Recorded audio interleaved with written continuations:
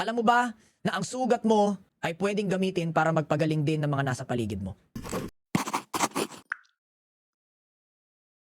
We are not healers because we're perfect. We've become healers because we've bled. May kanya-kanya tayong sugat, may kanya-kanyang storya, may kanya-kanyang pinagdaanan. But we've chosen to turn those wounds into a well. Isang balon na pwede ring pagkuhanan ng ibang tao para naman hopefully this well could pour out a never-ending supply called love.